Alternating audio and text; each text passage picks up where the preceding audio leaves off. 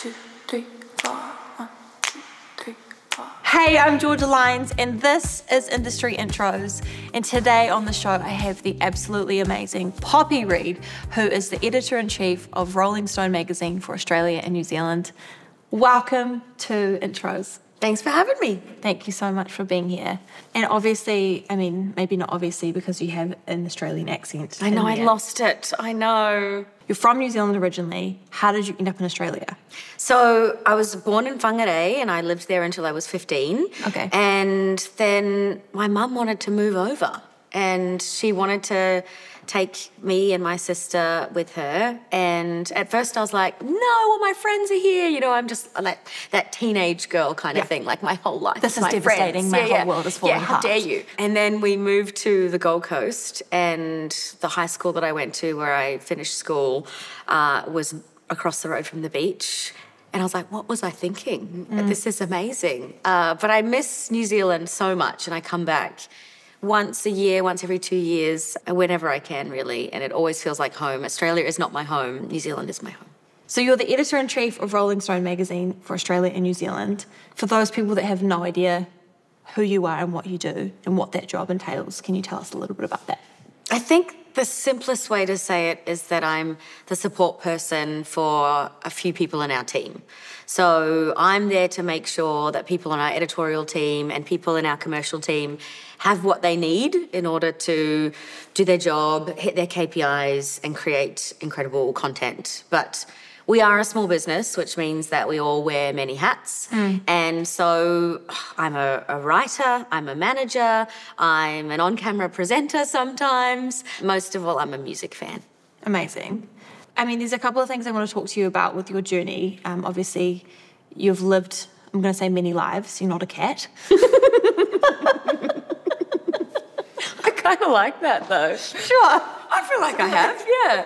I've worn many hats. You've worn many hats. How did you get to where you are now? Yeah, so on the Gold Coast, I went to uni and I did a Bachelor of Journalism. And then I partied for a couple of years, honestly. I just was on nightclub dance floors being an idiot. And then I moved to Sydney for an internship. Okay. Where I worked for free for a publication called The Music Network, which is an industry trade publication based in Sydney. And I worked my way up to editor over a few years. And then Luke Gergis, our boss, he came to me and said, I'm starting a media publication and I want you to come work with me. And I jumped at it. I thought it was great. He tried to buy the Music Network. It didn't happen. So we started a competitor called The Industry Observer. And then that did really well. And then a couple of years later, we bought the Music Network. It got sold to someone else in that time. And we did an acqui-hire with the previous owner, Jake Challenor, who is now the print editor of Rolling Stone Australia and New Zealand magazine. There you go. How things just tie together. Timing is everything, right? Little full circle moment for me. Circle. Very cool. Cool. You studied journalism.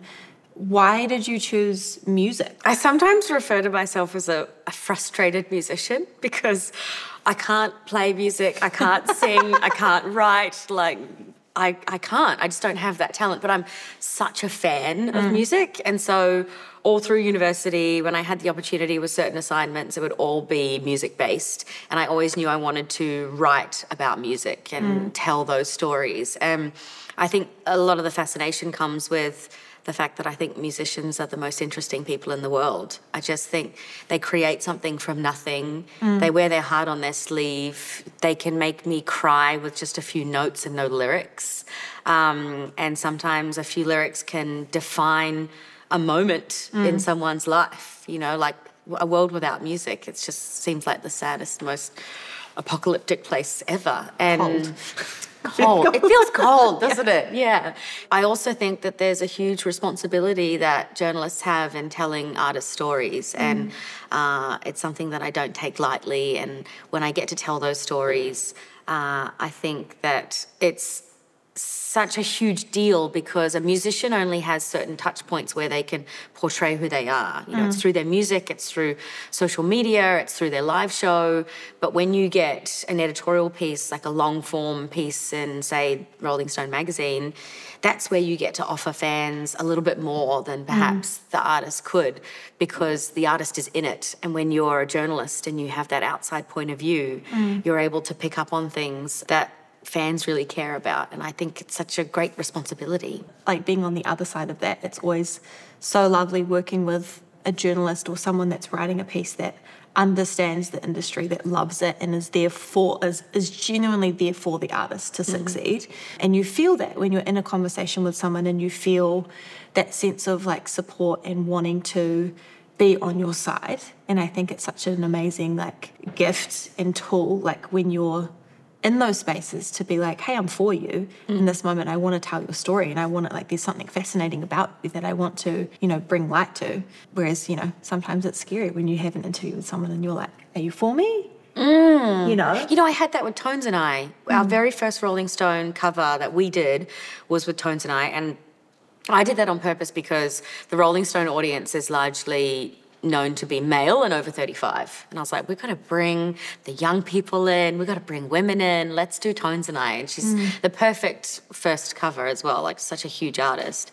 And I went to her house in Melbourne and she didn't know me. She'd never met me before. And I started with some very basic questions about growing up. And there was a wall up. I was like, oh my God, I've come all this way and she's not giving me much. And so I just said to her, I was like, hey, I've been listening to your music and this is how I see you as an artist and I really appreciate what you're doing and I think I understand the issues that you've had around fans that don't get it and people who use the Australian tall poppy syndrome to oppress you, and I think it's messed up. And then she opened up. She was like, oh, Poppy's listened to my music, she's done her research, and she kind of gets me as an artist. I think that's important to be able to do because it flipped. It went from Tones feeling quite closed off to her then opening up about everything. You know, if an artist is in an interview and they're maybe feeling uncomfortable with some of the questions, they haven't had any media training, what would be some advice that you could maybe give them if they're navigating something that they're going like, oh, I don't feel comfortable? Yeah. You don't have to answer every question. And if you go into the interview with your intention of what you want to get across, you can always just maneuver your way back to it. Yes. You know, they can ask you something that you're quite uncomfortable with and you could say, there's something I really want to talk about more than that though. And it's this. And then you can kind of push your latest single or your record or whatever. You know, that is really giving away the trade secrets as well. And journalists hate it.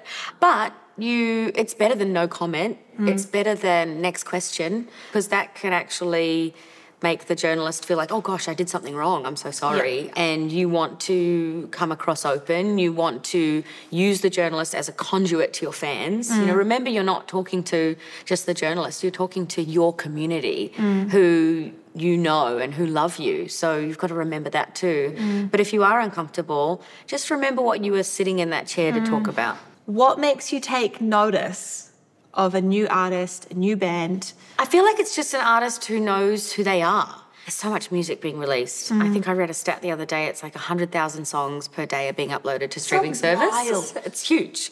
So if an artist isn't following trends, if an artist isn't trying to be like this band or be like this artist, is creating music that truly means something to them and is authentic, then it's going to come through in the music and it's going to connect. And I think it sounds like a bit of a wishy-washy answer, but it's true. Like if you are authentic to the sound that you want to create, then it will show and you will find your audience.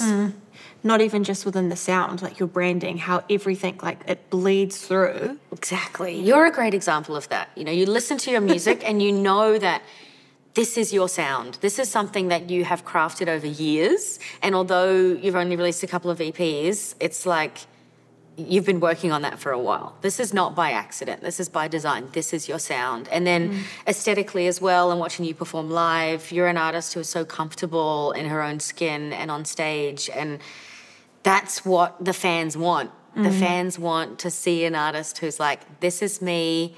I am unapologetically myself. And I feel like it's so much easier to connect with someone that is unapologetically.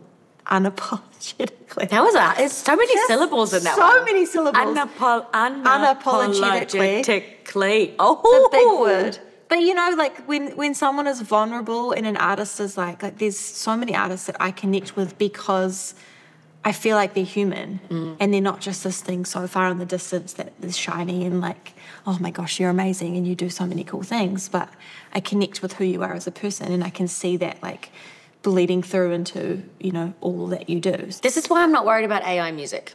People are understandably scared that AI is going to come in and take jobs and we're going to have a further influx of music that hits streaming services. It's not going to be 100,000 anymore. It's probably going to be 500,000. Fans connect with a person, a narrative, a human being. You know, you could have AI write a song that sounds just like Georgia Lyons or sounds just like Taylor Swift, but only Georgia can tell her story and only Taylor Swift can tell you all those Easter eggs that she puts in her music videos and the heart and the soul that goes into it.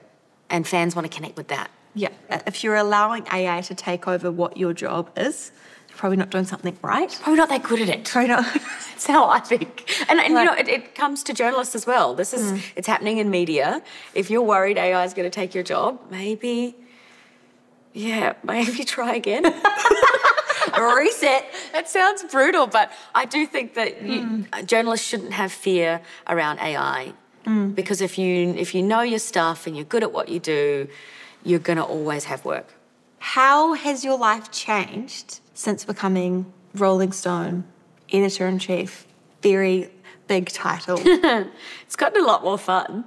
I mean, the access that we get to artists is so much deeper now, you know, like I know that our online music editor, Connor, is going to come and join you for a music video you're doing. You know, that's that cool insider stuff that we love to do. So how do you deal with the pressure? I lean on mentors, and a lot of my mentors don't know they're my mentors as well. You know, you want to catch up for a walk, do you want to grab a coffee, whatever, and you just kind of rent their brain for a little bit and try and obviously give back as well, not just take with those relationships. But I also have a professional mentor who I pay as well, and her name is Susie Jacobs. She's incredible. She's an executive coach and she has taught me so much, but the biggest thing is the power of choice, which she's taught me. So instead of being in a tough situation where I feel overwhelmed and I just want to run, I go, well, this is actually an opportunity for growth, and Poppy, you bloody love growth, so let's, you know, dive in and learn from this. And that's really helped as well. It's just that perspective has really changed things. So. And people in your corner that you know can support you when, you know, you're a human being outside of your job. And so it's like when you just need people in your corner to just be your friends and have a coffee with and to be like, hey, I'm having a really hard week or having a really great week. I just want to share this with someone outside the office. And call you out on stuff too. I have a really great friend in Mick Walsh, who's an artist manager, and he also works for Australia Council for the Arts in Australia. And he came to me once and he's like, Poppy, you're not doing that much to support upcoming artists. Like, what's with that? And I was like, oh my God, you're right. Like I was so obsessed with clicks and I was so obsessed with feeding the audience exactly what they wanted that I forgot about our huge responsibility to elevate music, which is our bread and butter. So we put together a whole bunch of formats to help do that. And it's been really fun doing those. But that came from him calling me out. So I love that you have obviously mentors and people in your world that are like loving you and supporting you and just being like, hey, here's a little nudge here. Yeah. And then good on you for then adapting and pivoting and taking stock of like that advice. Like I think that's massive and speaks volumes for who you are as a person. Oh, thanks. You know, I love that because I think we all need to be doing that. Yeah. Full stop, you know? Yeah. But we should listen to people who are in the arena. You know, there's that saying, and Brene Brown talks about it, but it actually came from Roosevelt. Yeah, and she talked about, she says, I'm going to butcher it, but she said something like, if you're not in the arena and you're not taking a risk, then your opinion doesn't really matter to me. You know, like those people who are yelling at me on Twitter that are doing so behind a keyboard with a fake name and a fake picture, I'm not listening to you. I'm listening to my friend who's also trying to make change and help the industry, who I greatly respect. Diversity in the music industry is a really important conversation that I love is being had. How important is that to you? Oh my gosh. I've watched the industry change so much, and it's been so important to me that I've taken so many extracurricular things on in order to do my bit, which I think is, every person's responsibility in the music industry. But when you have a platform like I do, you have an even bigger responsibility. So, when you talked about diversity, I think of the Me Too movement in the music industry and how it didn't really hit the industry for a long time. I remember, 2016, 2017, where it was really happening in the US in the film sector. I was just waiting for heads to roll locally and it wasn't happening. And I joined up with a few women and we had a few initiatives and things that didn't really take off.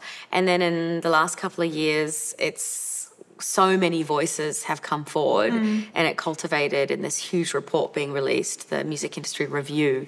And we're seeing changes from that already. Just an acknowledgement. I think that in our industry, you're not going to have change if there's not acknowledgement and then healing. Acknowledgement that we have an issue where women are essentially at risk, that men make up most of the boards, where executive roles are largely led by white men. And I'm seeing that change due to that acknowledgement. We now have all of the heads of major labels in Australia right now have switched out. We now have a head of Sony, who is Vanessa Picken, who is an incredible woman. Amazing. The chair of ARIA is Natalie Waller. And that is going to have huge flow-on effects across the entire industry, because I know those women personally and I know that they are such good eggs and they get it and they know that they need to bring men along for the ride in order to have change. But I also know that they are, as most women are in the industry, staunch feminists. It makes me feel safe knowing that there's these, like you're saying, good eggs, people that you love and you know them, that they're in those positions. Our CEO, Luke Gerges, has a rule where if he's asked to speak on a panel, he needs it to be not a manel, not all men. A manel. And yeah, he turned down one the other day. He was like, I can't believe they would even bring this to me. Like, come on, it's all men, as if he's taking part in that. Just small things like that. And it doesn't just go around gender, it's ethnicity, it's ability. Totally. All of those things as well are so important to keep front of mind. I love that.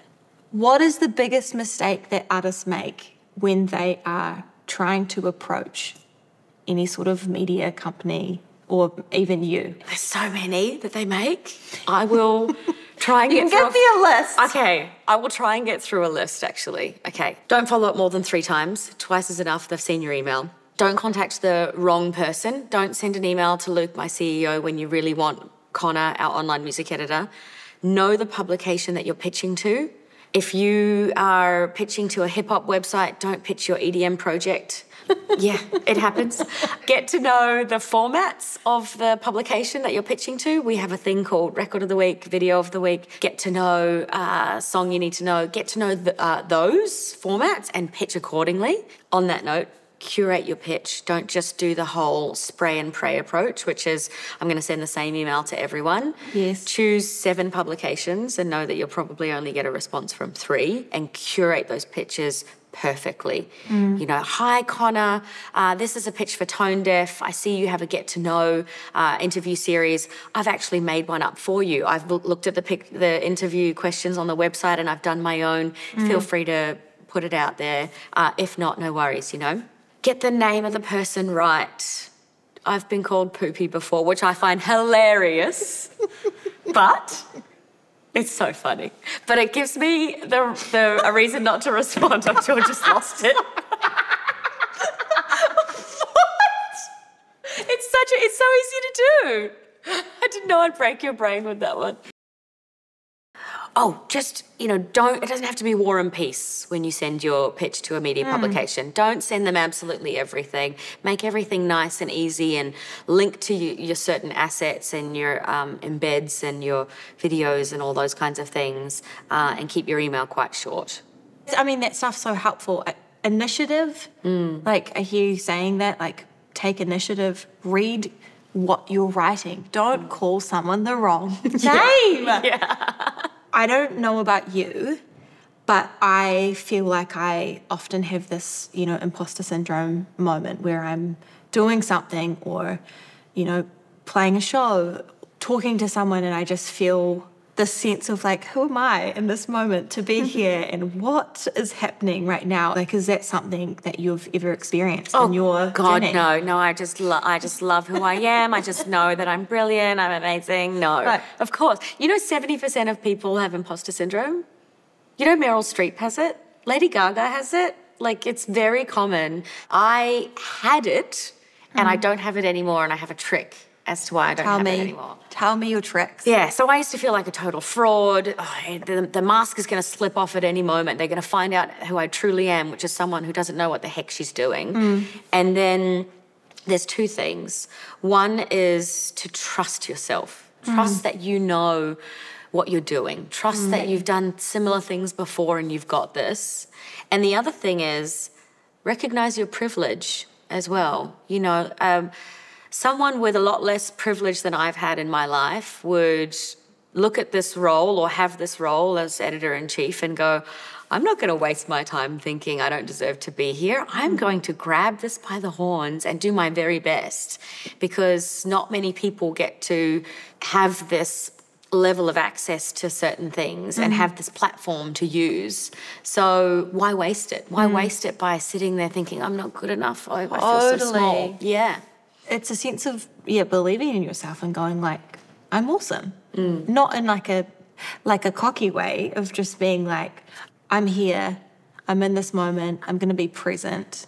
And like, wow, I'm talking to this person right now, and getting rid of like changing the language has been a really big thing for me, like changing the internal conversation. Yeah. So rather than going, I'm not good enough, or, I don't deserve this, or whatever the conversation is going like, wow, like I've been given this, like you're saying, this wild opportunity, and like how cool that these people want to work with me. And, like I love that they think I have something to offer, because I do have something to offer in this space. And all I need to do in that space is be myself and only myself, because that's all they're asking. Yeah.